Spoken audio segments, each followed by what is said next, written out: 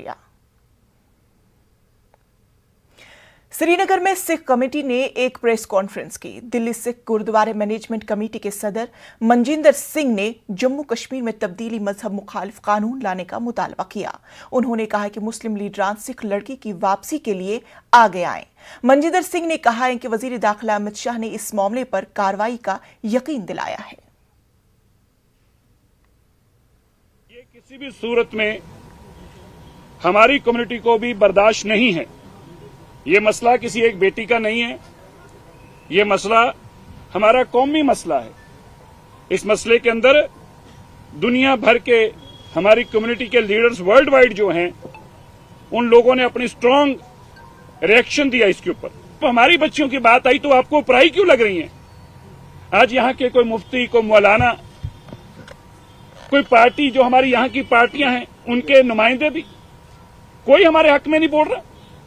क्या हम केवल यहाँ पे अकेले हैं? मैं सारी पॉलिटिकल पार्टियां जो यहाँ की मौजूद पार्टियां हैं, जहाँ की रीजनल पार्टीज हैं, मैं उनसे भी आग्रह करता हूं, चाहे वो अब्दुल्ला परिवार हो, चाहे वो मुफ्ती परिवार हो, मैं उनसे भी आग्रह करता हूं, आप चुप क्यों हैं? गुलाम नबी आजाद जी आप चुप क्यों हैं? फारूक अब्दुल्ला जी आप चुप क्यों हैं? जो मुफ्ती हमारी बहन है वो चुप क्यों हैं? आपको एक बात याद करना चाहता हूं मेरे भाइयों, जो हार्डलाइनर लीडर थे सैयद गिलानी जी ने अखबार में इतना बड़ा बयान दिया था। सैयद गिलानी जी आपने अखबार में बयान दिया था, ये सिखों ने हमें आकर, दिल्ली कमेटी ने यहाँ पे आकर लंगर की सेवा हमारे लिए की, जब हमें जरूरत पड़ी हम इनके एहसानमंद हैं। अरे भैया वो एहसान कहाँ है? गिलानी साहब हम आपसे सवाल पूछते हैं, आज आप चुप क्यों हैं? इसलिए हम कल गवर्नर साहब से मिले, हमने गवर्नर साहब को इस सारी बातों के बारे में जानकारी दी।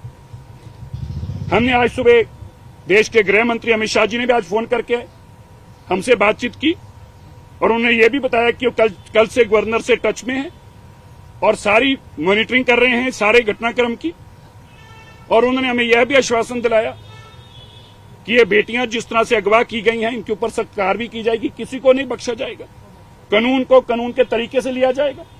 और यह भी कहा कि ये जो मसले हुए हैं इनके लिए वो तुरंत हमारा सिख डेलीगेशन जो है उसको दिल्ली में उनसे मुलाकात करेंगे और यहाँ पे हालातों की सारी जानकारी लेके और क्या क्या चीजें हम चाहिए हैं उनकी भी हम चर्चा करेंगे।